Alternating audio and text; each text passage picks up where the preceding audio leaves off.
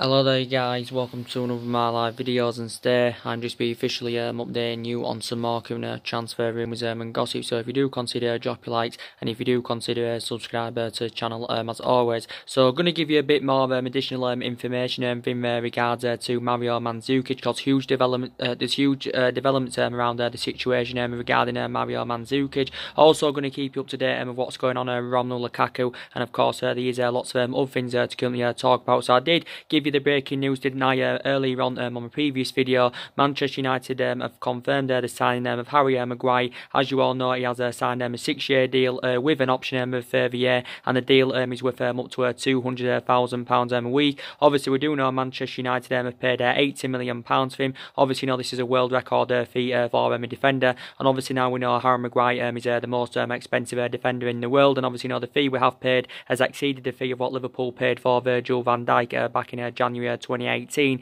Obviously, you know, he did complete his medical over the course of the weekend. So obviously now it is official. Harry Maguire is our third signing this summer. He's also not only the most expensive defender in the world, he's also the second most expensive signing in the Premier League now. Is Harry Maguire, I think, just behind Paul Pogba, who of course we paid £89 million for.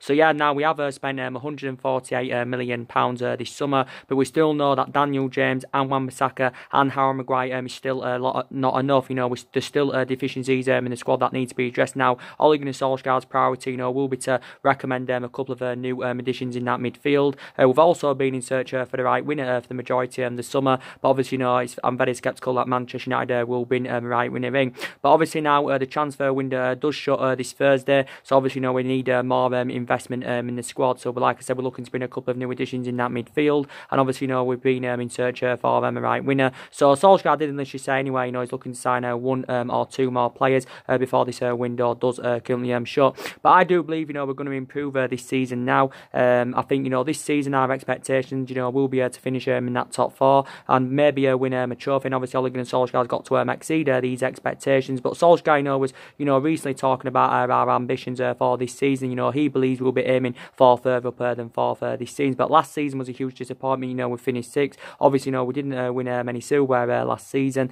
and we haven't won any silverware in the past couple of seasons. But you know, I think, you know, this season, you know, we'll definitely, you know, have a better season. I'm still sceptical about Manchester United winning the league, but I do believe, you know, we'll qualify for the Champions League this season, because obviously we failed to qualify for the Champions League, you know, 3 times out of the 6 seasons since Alex Ferguson's retirement. And obviously, you know, Solskjaer, you know, in pre-season, you know, we had a fantastic pre-season. You know, more or less everybody got the chance. You know, the young, the young players, the fringe players, the experienced players, and of course, we won 6 out of 6 in pre-season. Obviously, you know, scored 12 goals and only conceded 3 goals. So now, obviously, Ole Gunnar Solskjaer's got more of an indication of what squad to go with against Chelsea this weekend on the opening day of the Premier League season. And I do believe Harry Maguire as well, you know, should be giving his debut this weekend against Chelsea. But I do believe he's going to blend in alongside Victor Lindelof in our backline fantastically well.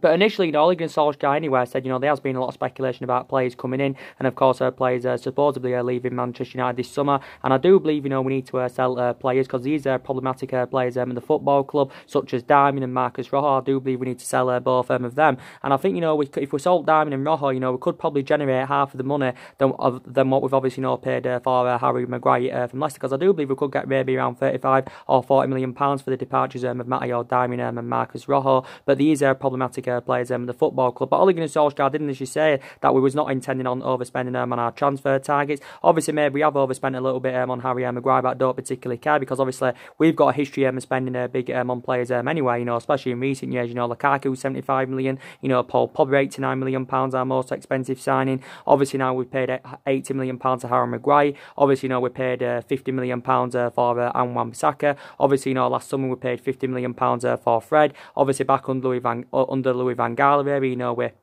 under Louis Van Gaal, you know, we spent just under £60 million on Angel Di Maria. So yeah, we have got a history of spending big on players, but a hell of a lot of money has been invested into the football club in the last 6 years, you know, since Alex Ferguson's retirement. I've just been reading recent reports, and it does say that we have spent around £968 million since Alex Ferguson's retirement, because we spent £67 million under the David Moyes era. He brought Matter and Fellaini in. Fellaini's obviously left the club now. Obviously, you know, we've spent over 200 odd million million under the Louis van Gaal era, and we also spent just under £400 million under the Jose Mourinho era. So a hell of a lot of money has been invested into the football club, but it is £968 million, including, now what we've spent under the Ole Gunnar Solskjaer era, which is £148 million.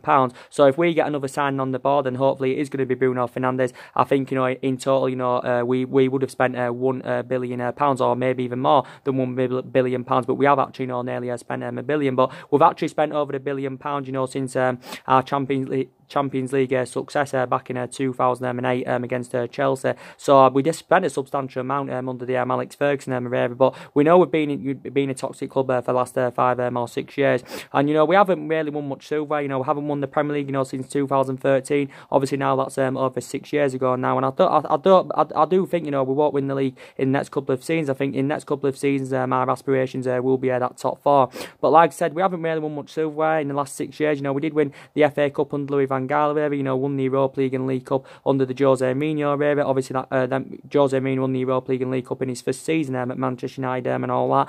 But like I said, our recruitment policy had been poor in the last couple of windows, because we didn't get anyone in January. Obviously, we didn't get our number 1 targets last summer, but the main factor is why we didn't get our number 1 targets last summer, because obviously, the board weren't back in the signings that Jose Mourinho, wanted to recommend into the football club. But like I said, further investment is still needed in this Manchester United squad. And obviously I did say, Manchester United do need to sell players. But Solskjaer's actual preference was at the end of March, was to get our transfer business done, by the time we did go out on pre-season. Obviously, that didn't currently materialise. But Solskjaer recently, spoken with Ed Woodward anyway about the lack of business in this current transfer market. But fair play to Ed Woodward, he has been working on getting deals and that over the line. But Ole Gunnar Solskjaer wants to build a team, of course, that can win trophies, and obviously wants to be back to being a competitive elite level football club. But I'm really glad now the signing of Harry Maguire has been announced, but we want to build on that, and we still want to bring another player or two into the football club. So now let's give you an update about Mario Mandzukic. Reportedly says now we have ended our interest in Mario Mandzukic because of obviously Dybala rejecting a transfer to Manchester United.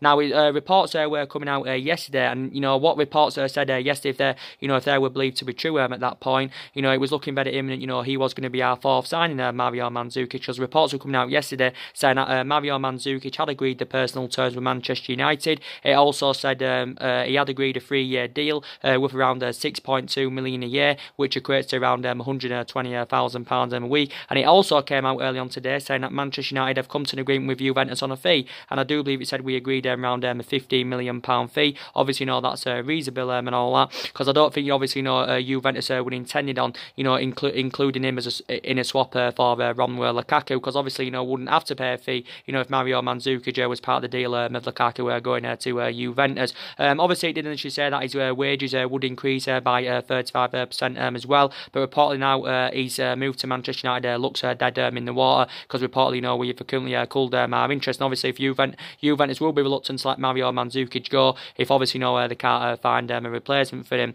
But obviously, like I've been giving you an update about Mario Mandzukic, he's 33 years of age, so I have got some concerns about his age, because he is 33. Obviously, he probably says he's only got a year or two left in him, but to be fair to Mario Mandzukic, he has had a pretty decent career. Obviously, I think in the entirety of his career, I think he's scored 188 goals in 476 appearances in the entirety of his career so far. I think in his 4 years with Juventus, he has scored 44 goals and provided 24 assists in 162 games in all competitions. During his time with Juventus, he's won 4 Serie A's and 3 Coppa Italian. So overall, his pedigree is really good. Obviously, he is a forward. I think his defensive contribution's good. His aerial power is really good. I think he's a prolific goal scorer, so he would be fantastic for Manchester United. But reportedly now we have ended our interest in the player. So if he had to come in, obviously it would have taken our spending this summer up to around 163 million pounds, because it did say the fee was around 15 million. I was only reading reports yesterday, and it actually said that Maurizio Sarri had confirmed that Mandzukic is no longer part of his plans, and reportedly Mandzukic had agreed to currently leave Juventus, and maybe Juventus anyway are open to selling a couple of their players, because look, you know, they've done good business in this window. You know, they also spent a substantial amount on Cristiano Ronaldo last summer. Obviously, you know, they spent a substantial amount on Matty Delite this summer. They spent around 75 million on it. Didn't they spend around 75 million on Delite? You know, they also got Adrian Rabiot in. You know, they also got Ramsey in. Did Juventus, so they have done really, really good business. So maybe they have got players on big contracts of Juventus. You know, they have spent quite a bit of money, so maybe they are willing to offload a couple of their players, you know, to help them with their wage bill and also help them, you know, generate funds and stuff like that. And I was reading recent reports. He did report say, you know, we was demanding, you know, Mario Mandzukic and Paul Dybala in a swap deal, you know, which would see Lukaku go to Juventus. But I don't think if that actually, you know, did happen, I don't think, you know, there'd be any transfer fee involved, because obviously I think that would be beneficial for Juventus in a way, because they'd be getting 2 players off their wage bill. But now reportedly we have ended our interest in Mandzukic. But a lot of reports were going out yesterday saying that, you know, he'd agreed to personal terms and that, and it said even reports today. I think I read it in the Whistle, and it said around the £15 million fee had been agreed. So obviously now we was actually, you know, seeing him as an ideal replacement for Lukaku, but he's now 33 years of age and he's aging up now anyway. I don't think he's actually, you know, ever played in the Premier League. I think before he was at Juventus, I think he served a season. Well, I think he had a spell with Atletico Madrid. I think he also played for Bayern Munich. I think he also played for Wolfsburg. So he spent quite a few years in Germany. I think he also played for Dynamo Zagreb when he was younger. But he can score goals, can Mandzukic. But I think now we have ended our interest in the player. But this is to do, you know, with Dybala, you know, because obviously, you know, Dybala has turned down a move to Manchester United. Obviously, you know, a lot of reports were coming out yesterday, was stemming from Sky Sports. You know, it was also stemming from the BBC. You know, from Simon Stone, and Simon Stone's reliable. Also, the BBC is a very reliable source, and they basically said, you know, Manchester United had ended the talks with Dybala and Juventus, because of course. Obviously, you know, it said we'd end our interest due to, you know, Paul Dybala's substantial wage demands, also his, the agent fees, and obviously, you know, with Dybala's reservations about joining Manchester United, because I think we was due this anyway if he wanted, you know, to join Manchester United, Paulo Dybala. But now, obviously, you know, it looks dead. It's dead in the water. You know, the swap deal between Paul Dybala and Romelu Lukaku. Obviously, you know, it only came out last week. You know, saying, you know, it was coming from Sky in Italy. You know, they said Man United and Juventus had agreed a swap deal in principle involving Lukaku and Dybala. It did initially say that the deal hinged on, you know, Dybala agreeing a move to Manchester United and all that, because it did initially say that, you know, Lukaku had It did initially say, you know, that Lukaku had agreed the personal terms and that with Juventus. He said he's set to earn around €9 million a year, which equates to just over £8 million in pounds sterling. And it also said he had agreed a contract with around 160 grand a week. But actually, you know, Paul Dybala's actual preference is to remain in Turin. Obviously, I think it's been confirmed today that Paul Dybala has returned to training with Juventus, and I think he's set to hold more talks with Maurizio Sarri, you know, regarding his new role and that at Juventus. But obviously, you know, we have obviously now ended our interest in the player, but obviously as it did get confirmed, last week, and obviously Paul Dybala had been withdrawn from Juventus training until obviously his transfer saga is resolved. Obviously Juventus had forced Dybala to train alone. Obviously that fueled more speculation. I think Paul Dybala become infuriated and sad with Juventus, and I think he was unhappy the way that he was being treated. It did initially say then that he did want the transfer away from Juventus. But yeah, it's not going to. Dybala's now not going to be coming out to Manchester United. But we've only been tentatively linked with him anywhere. He hasn't been one of our main priority targets. For the majority of the summer. The links only really emerged. In the last 7 days or something like that. So I did believe. There may have been something in a minute. But it is a huge disappointment that Dybala isn't coming to Manchester United as part of a swap deal of Lukaku going to Juventus, because I think it would have been a fantastic swap deal if it had processed. Obviously you've got Lukaku, that surplus to requirements at Manchester United. You've got Dybala, that surplus to requirements at Juventus, but he still wants to fight his place in the Juventus side. Obviously last season he lost his place in the Juventus side to Cristiano Ronaldo, and I think recently Cristiano Ronaldo has had his overarching view on it, and he basically instructed Dybala to come and make a move to Manchester United, because maybe Ronaldo believes it will be beneficial for his current career. Don't forget there was a lot of talks going on last week. Paul Dybala's agent obviously travelled to London. He held negotiations with Manchester United, and that he also held secondary talks to Manchester United over the personal terms. He also, I think also, the Juventus sporting director, he'd been to Manchester. I think he'd also been to London, obviously, to discuss Paul Dybala's potential move and that to Manchester United. But obviously now the talks have broken down, between Manchester United and Juventus. But yeah, Dybala, was demanding a substantial amount. He was demanding 350 grand a week to join Manchester United. I did say on one of my videos last week, that, based on Dybala's huge wage demands, this could be the stumbling block of him, making his move to Manchester United and that. And I was actually, proving right. So basically, we're, refusing to meet his wage demands. I think he was also demanding around 10 million a year after tax as well. And I think, we also ended our interest, due to the agent fees. So now, obviously, we're no longer in there now for Paul Dybala. But maybe we could afforded to give him that 350 grand a week, because I know we've got big players on big contracts and that, but we're a big massive club, we've got massive revenues, but and as I did say, with us willing to offer Lukaku as part of that deal, when he was alive, that would have helped us, with our wage bill, it would have helped us generate funds and give Paul Dybala that significant pay rise, because Lukaku was on a substantial amount at Manchester United. Looking at it, he's on over £200,000 a week, but we was basically not willing to meet his 350 grand a week wage man. Dybala on his current contract at the moment with Juventus is only on 120 grand a week, so basically him and his representatives were demanding a £230,000 pay rise for him to come to Old Trafford, and I think he's on around only £6.5 million a year with Juventus, but he's still got 3 years left in his contract with Juventus. He is under contract with them until 2022.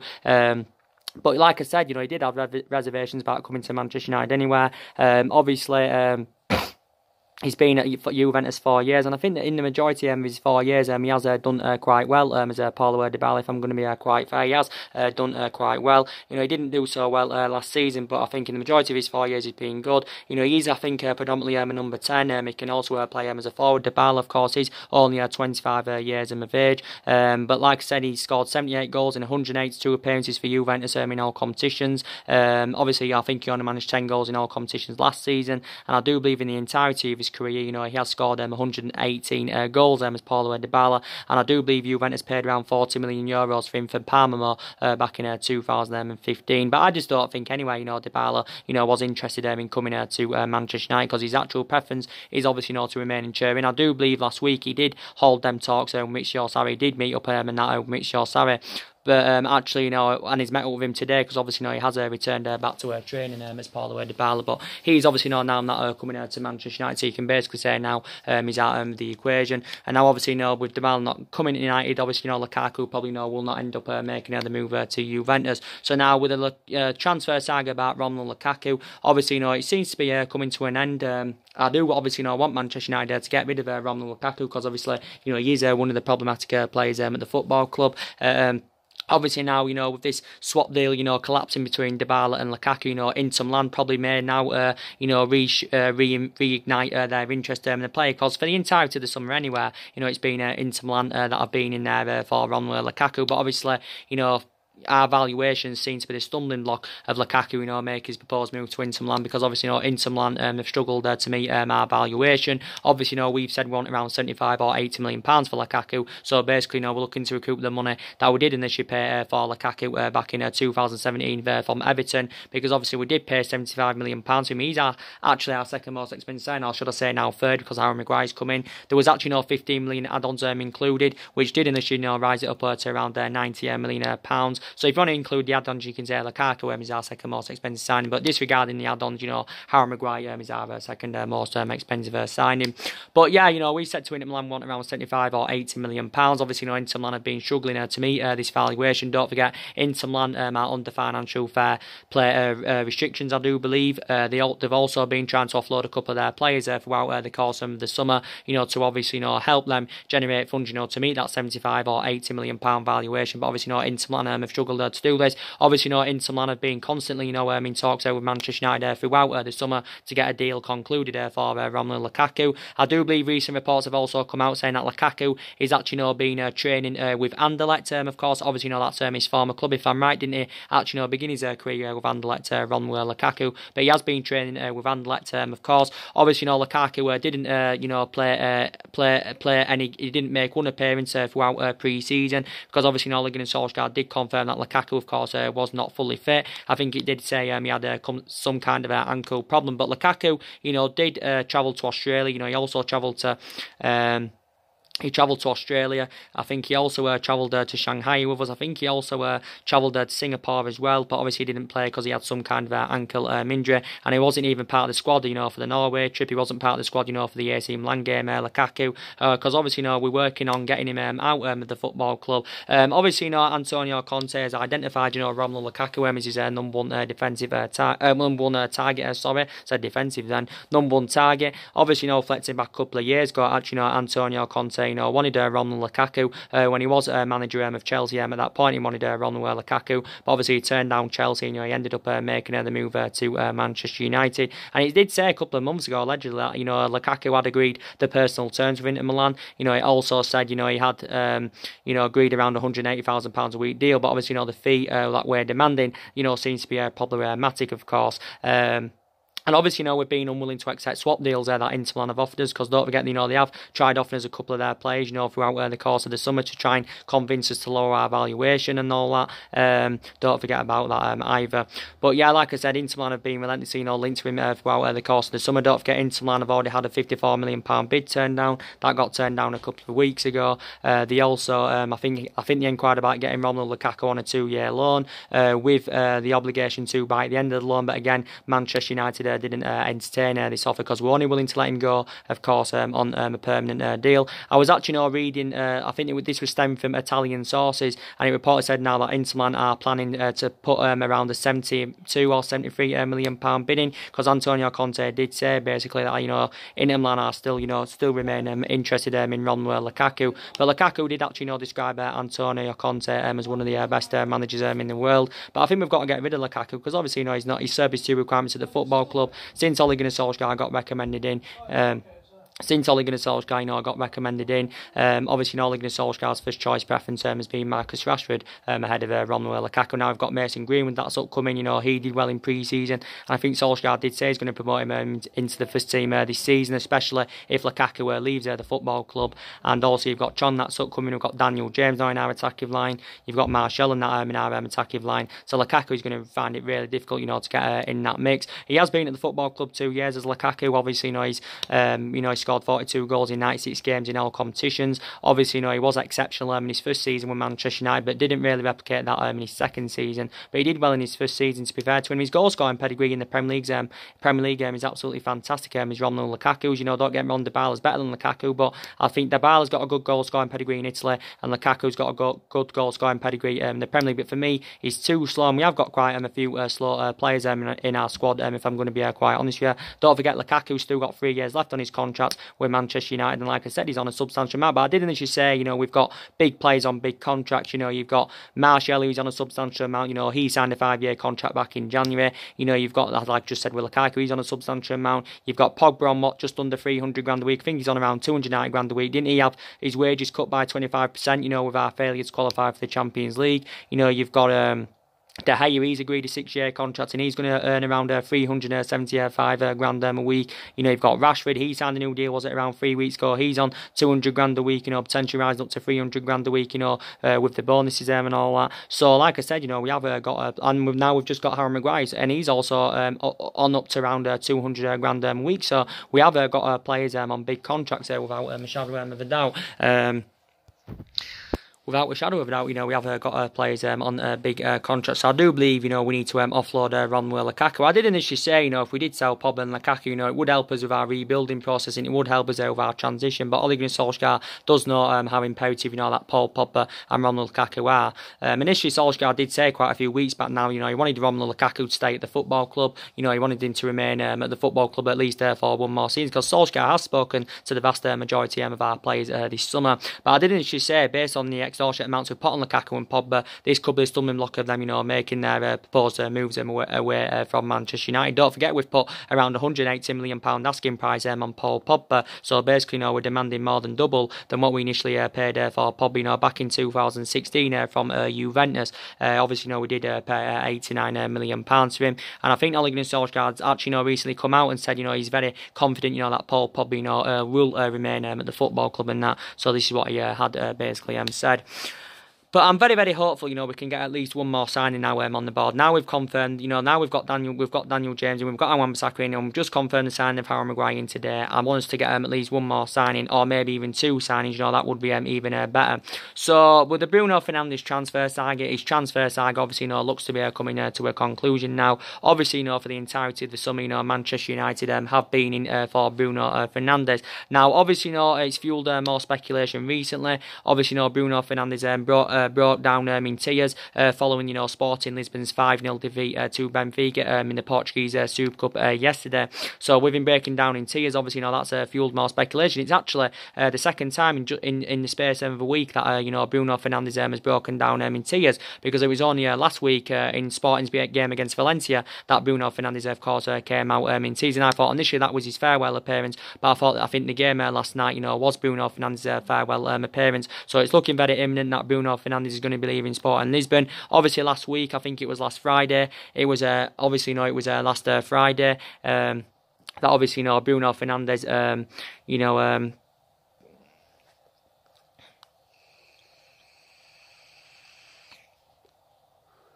Bruno Fernandes left Sporting Lisbon's training ground, obviously to after a meeting, to finalise a transfer exit. So I do believe Bruno Fernandes and his agent, actually, went to meet up with, Federico Varandas, the Sporting Lisbon president. He also went to meet up with the Sporting Lisbon director, of course, to finalise his transfer exit away.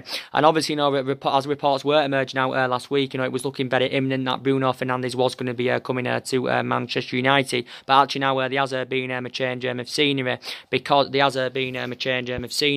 because now obviously over the weekend and that, and last week it reportedly said that Tottenham have now entered the equation again. They've been in talks with Sporting Lisbon to sign Bruno Fernandes, and it reportedly said that Spurs officials had flown out to Portugal to meet up with Federico Varandas, the Sporting Lisbon president, to possibly thrash out a deal for Bruno Fernandes. It did allegedly say that Bruno Fernandes' preference is Tottenham over Manchester United, and basically Tottenham are seeing Bruno Fernandes as a replacement. Bruno Fernandes as a replacement for Christian Eriksen. But Tottenham have got quite a few players on their agenda. They have signed 2 players this summer of Tottenham. They have spent I think, they spent around, was it £65 million on Tanguy Ndombele. Obviously, he's their most expensive signing. They also got Jack Clarke from Leeds. I think he's been loaned back to Leeds for this season. I do believe Tottenham's priority now is to recommend a number 10 in. So obviously, they're in search for an attacking midfielder. So obviously, they're still working on getting the deal over line for Giovan Lo Celso.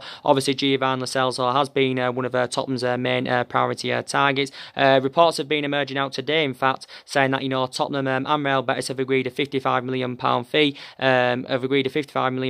Over the transfer of Giovan Lo Celso, reportedly, and reportedly Tottenham will pay the majority of this £55 million up front. So they'll pay around £47.6 million of it up front, with around £7.4 million in bonuses, according to the Sun. I think it was also stemming from the Daily Record saying that Tottenham have agreed a fee now with Real Betis for Giovan Lo Celso. But Tottenham have been locked in negotiations with Real Betis for ages over getting this deal over the line. They've been in negotiations for several months, should I say. Obviously, don't forget, Tottenham did have a £52 million bid turned down for Giovan Lo Celso a couple of months ago. But initially, Real Betis, did, they are open to selling the player, but they did quote out, that they want the one in the excess of around £70 million. Giovan Lo Celso's release clause is around £88 million in his contract with Real Betis. So they want somewhere near that figure, do Real Betis. But reportedly now a £55 million fee has obviously been agreed. I do believe he's only 23 years of age, as Giovan Lo Celso. I do believe his actual preference is to make a move to Tottenham.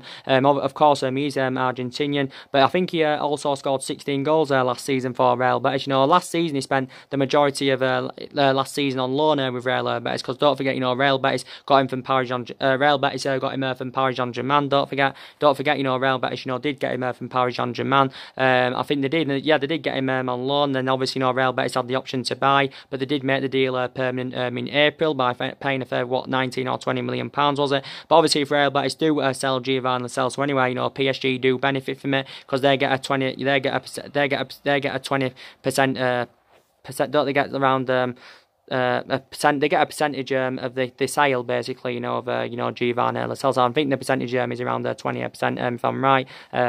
But yeah, so I think probably Giovanni Lo Celso to Tottenham is probably more likely than Bruno Fernandes. But even if they get Giovanni Lo Celso in, I don't think it's going to make them withdraw their interest in Bruno Fernandes. But Tottenham have been in extensive talks over the course of the weekend. Also, recent reports did say that Real Madrid have been in for Bruno Fernandes, but for the entirety of the summer, it has been mainly Manchester United that have been in there for him. But it was only reports last week, saying that Bruno Fernandes obviously told his Sporting Lisbon teammates that he's expected to leave Sporting Lisbon this summer. It also came out from Di Marzio last week, just like Di Marzio came out in regards to the Harry Maguire situation. He also said with the Bruno Fernandes situation that Manchester United are closer to currently signing the player, and this is obviously what it basically said.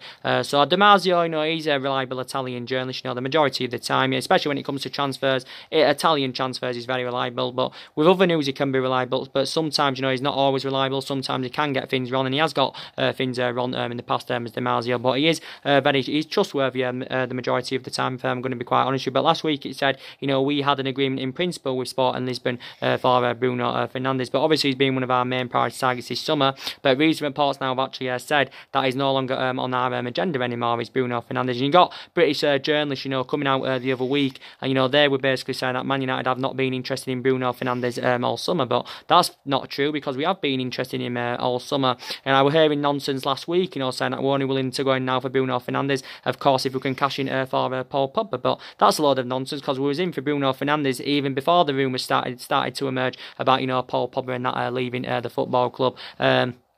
But you had Sporting Lisbon coming out last week, denying speculation that Manchester United had reached an agreement to currently sign Bruno Fernandes, because it reportedly said, we'd made an offer to Sporting Lisbon through Bruno Fernandes' agent, and that this is what it basically said. But they currently dismissed this speculation, and I think for the majority of the summer, I think Sporting Lisbon's valuation has seen to be the stumbling block of Bruno Fernandes coming to Manchester United anywhere. It's seen to be the stumbling block, because obviously Sporting Lisbon value him at around £70 million.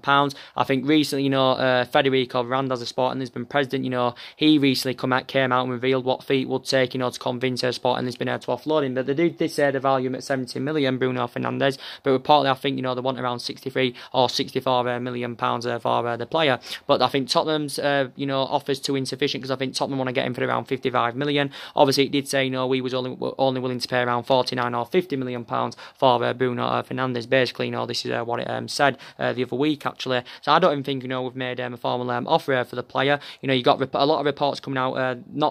This weekend just gone. I think it was the other weekend before this one.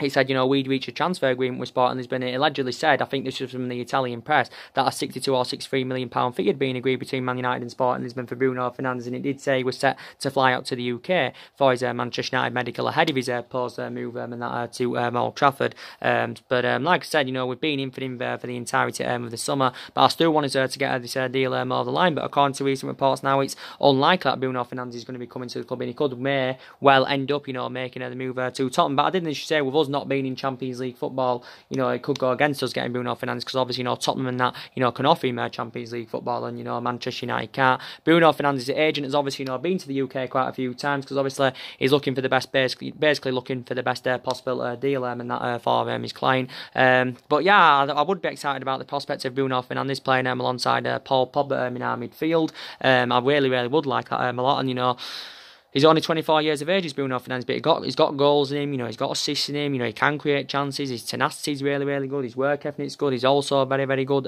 from set pieces, is the player. I know he hasn't really played to the highest level as yet, but he's had 2 good seasons in Portugal with Sporting Lisbon. Don't forget he scored 32 goals last season in 50 appearances. And he's had 2 good seasons. He's still got I think around 4 years remaining on his contract with Sporting Lisbon. But yeah, Sporting Lisbon want around 63 or 64 million pounds for him. So like I said, he may not now may end up making the move to Manchester United. Don't forget, we are still in there for Sean Longstaff from Newcastle. But I'm very sceptical about Sean Longstaff coming in, because I think obviously I'm very sceptical about us paying 50 million pounds to him. Steve Bruce has spoken about the speculation regarding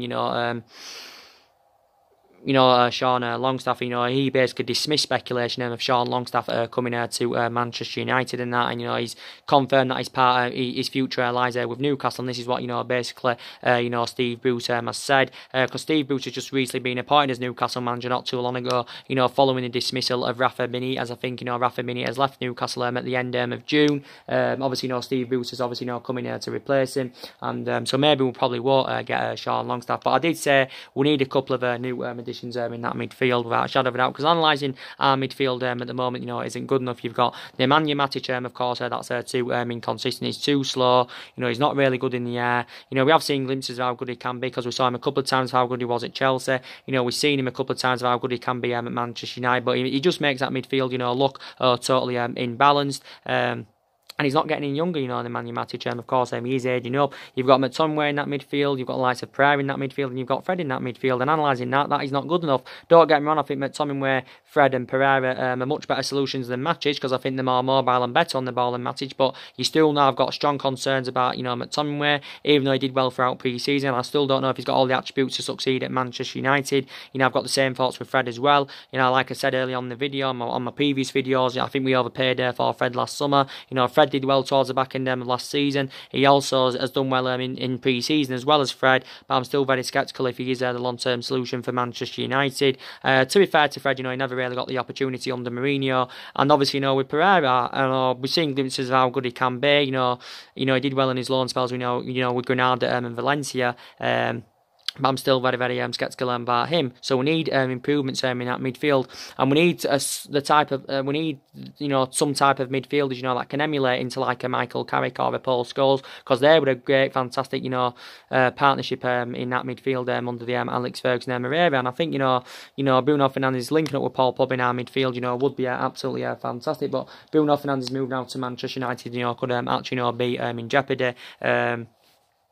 And like I said, since Ole Gunnar Solskjaer's arrival, 3 players have departed the football club. Valencia left at the end of last season. He served 10 years there with Manchester United. Obviously, Ander Herrera left. You saw Marian Fellaini leave the football club as well.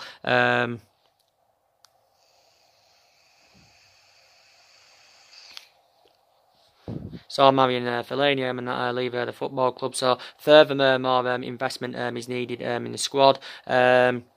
But like I said, what a fantastic, what a pre-season Manchester United had. Like I said, I think the young players, did really, really well. Greenwood did well. Chong did well. We saw glimpses of how good Angel Gomez was. I also thought, Tuanzebe did well. Tuanzebe is still inexperienced at the moment. He did gain a bit of experience last season, on his impressive loan spell with Villa. Some Man United fans have still actually said, we should orchestrate on, maybe loaning a couple of upcoming players out. So some have said we should loan Chong out because it may be beneficial for his future. And obviously, it'll gain a bit more experience. Some people said, we should loan Angel Gomez out. Some people said, we should, loan out Alex Tuanzebe and that. So maybe, we should do that. But like I said, Ole Gunnar Solskjaer is still in the process of rebuilding, because looking at the majority of this squad's not easy. There's only 3 players out of Ole Gunnar Solskjaer, and that's obviously Daniel James and Wan-Bissaka and Harry Maguire. But I think, we'll have a much better season this season, which is very good. I'm still sceptical about Manchester United winning the league, like I said, because Daniel James and Wan-Bissaka and Harry Maguire is not enough. We basically need more investment in the squad. But maybe there ain't going to be any more transfers. Maybe that'll be it now. That'll be the 3 players, where we've signed this summer, and probably there'll be no more incomings now. So hopefully now we'll have to probably look on selling players and that, because we need to get rid of players, because he is problematic players and that at the football club. But like I said, the transfer window does shut on Thursday. And yeah, and Ole Gunnar Solskjaer did say at the end of last season he's worked out his transfer strategy, and obviously he wants to recommend young players to come to Manchester United this summer that can grow, develop and emulate into superstars. But Solskjaer, like I said, he's got the experience of a manager. Don't forget he did prove himself. When he was interim manager at the club in his first 3 months. He also won a couple of Norwegian titles with Mould. He only had a short tenure with Cardiff, but it didn't really work out for him at Cardiff. But he's at a club that he knows inside out. Obviously this has been Ole Gunnar Solskjaer's first summer as Manchester United manager. Obviously, he watched from this team at this day and age anyway, growing developer when he managed a Manchester United reserve team for a couple of years. He was also a great player under Alex Ferguson for 11 years, so he flourished under Alex Ferguson's guidance.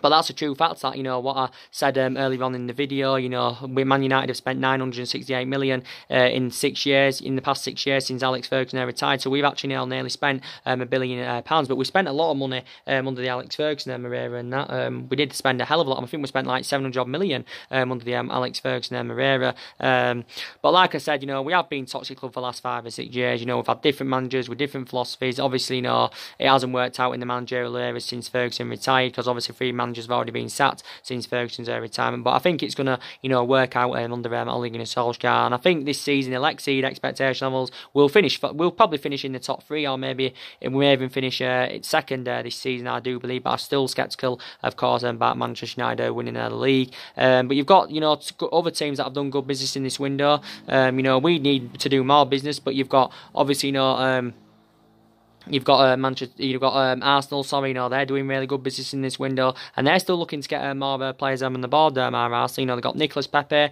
They confirmed the signing of him last week, £72 million.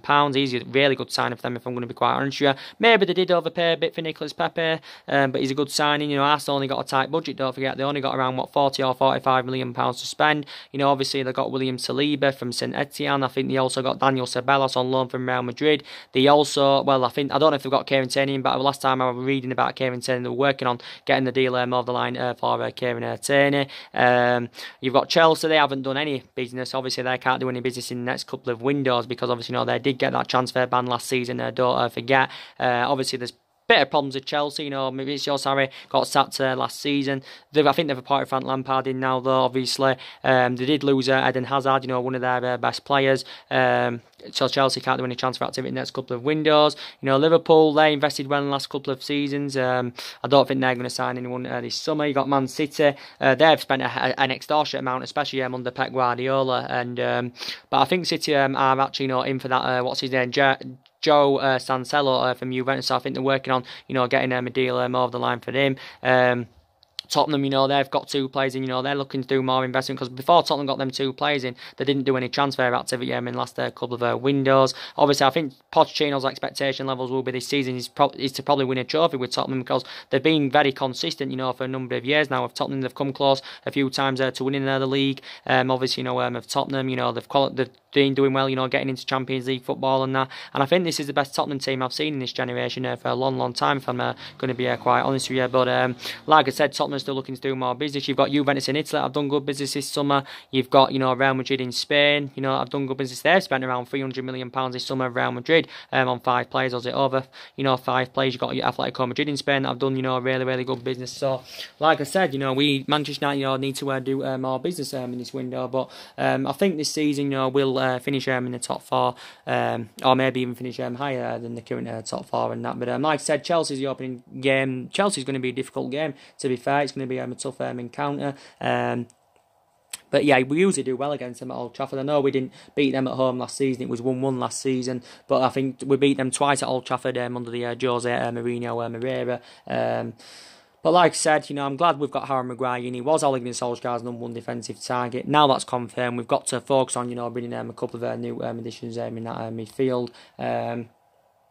But yeah, we're still a massive club, one of the biggest clubs in the world. Don't forget, we've won 13 Premier League titles under Alex Ferguson. Obviously, won 20 all in all. We've won, obviously, 3 Champions Leagues, won 3 Champions Leagues, and won about, how many FA Cups have won? 12, 13 FA Cups, something like that. So yeah, we have still got a fantastic history. But like I said, I do believe Ole Gunnar Solskjaer can get us back, to where we do currently want to be. So anyway, guys, drop your comments, likes below on the channel. If you do consider subscribe, as always, and take care. God bless, and I'll see you all again very, very soon. Thanks for watching, guys.